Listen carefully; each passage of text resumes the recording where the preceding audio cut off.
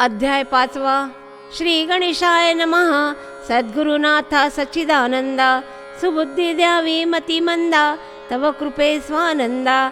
आत्मानंदा देसी तू, समर्थाचे आले मनी. वसंत पूजा एके दिनी, करावी ऐसे वदोनी. कार्य तेच करविले, बोलाविले वैदिक ब्राह्मण. करविले त्यांचे पूजन, दक्षिणा तया अर्पण. शिष्या हाते करविली, वाढला शिष्य परिवार. म्हणून महाराज गेले दूर, सोडून शेगावीचा शिवार. कानना प्रति हिंडती, महाराज फिरत फिरत आले. पिंपळगावी सिरावले, शिव मंदिर एक भले. हे माडपंथी पाहून, घालून या पद्मासन. बैसले समाधी लावून, जाहलासे अस्तमान. गुराखी गुरे नेती घरा, इतक्यात कुणी मंदिरात. वंदन्या आला शिवाप्रत, समर्था पाहिले तेथ.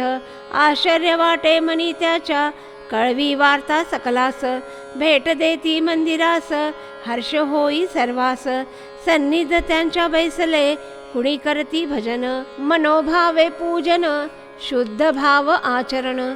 नैवेद्यासी ठेविती पुढे, गुराखी गेले गावात.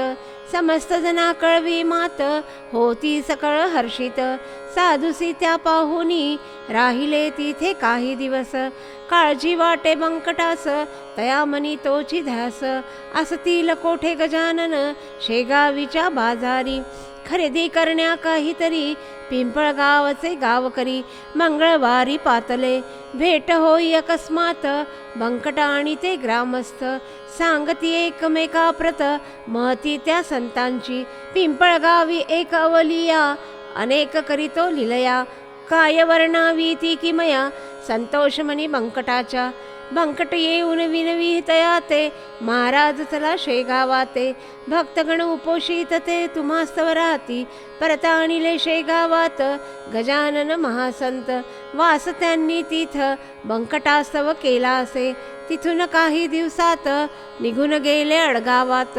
उन्हाळा तो रखरखीत, माधान्य काळी तृषित ते. पाणी न मिळे प्यावयासी, त्रास भला ग्रामस्थासी. त्रासून ते जीवनासी, कष्ट करीती रात्रंदिन. अडगा होऊन आले अकोलीस, शोधिले पाणी प्यावयास. भास्कर नांगरी शेतात, महाराज येती तयाजवळी. घट भरला तयापासी, पाहता मागती जलत्यासी. नकार देऊनी वदला तयासी, नंगा पीर तू अससी रे. आमच्यासाठी असे नीर, दुरुनी आणिले डोईवर. जाई इथून सत्वर, वर्मी बोलतो बोलला. महाराज किंचित हासले, निघून ते दूर गेले. वीर पाहुणी थांबले, परी कोरडीच ती असे. वृक्षास्थळी बैसून, डोळे मिटून करती ध्यान. सच्चिदानंद दयाघन, विनविता प्रभुसी जाहला. विहिरीस फुटले पाझर, क्षणात भरले तीत नीर. प्याले पाणी दयासागर, भास्कराने ते पाहिले. धावून गेला तयापासी, क्षमा करा पामरासी. ऐसे वदून चरणासी, घट्ट धरूनी बैसला. कृपा करीती तयावर, समर्थतेची योगीवर. देऊनिया अभयवर, सन्मार्गासी लाविले. इति श्री गजानन महात्म्य पंचमोऽध्यायः समाप्त.